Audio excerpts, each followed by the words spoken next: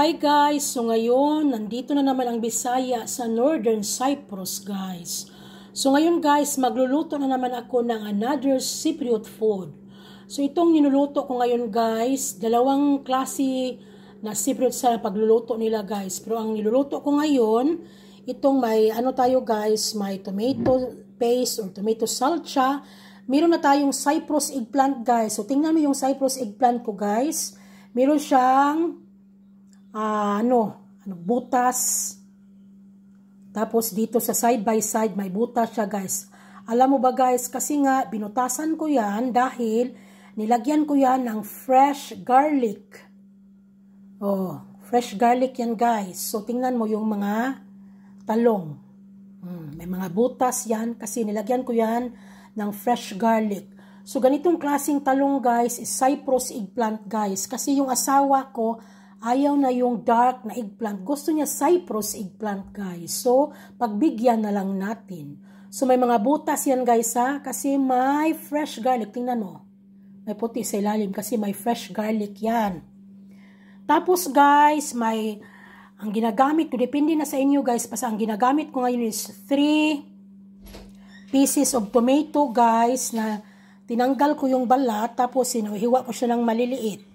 Tapos, meron akong, as always, chicken cube. Meron din tayong black pepper powder. At saka dito sa pan, guys, meron tayong normal na cooking oil. Kasi, before natin siya lulutuin sa tomato paste and fresh tomato, guys, kailangan natin ipiprito siya, guys. So, ang tawag nito in Cyprus, Northern Cyprus, is imam bayildi.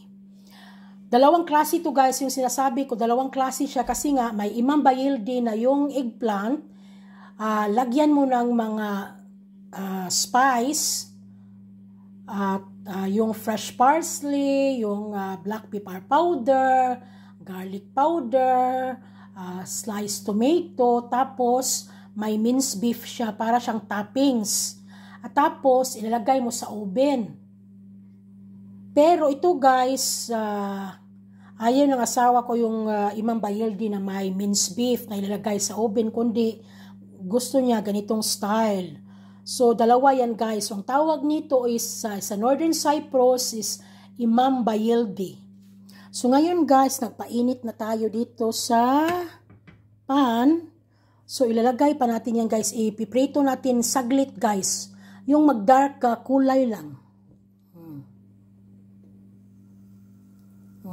Uminit na siya. So, ipiprito natin guys. Tingnan mo, puro may butas. Kasi may garlic. Fresh garlic sa ilalim.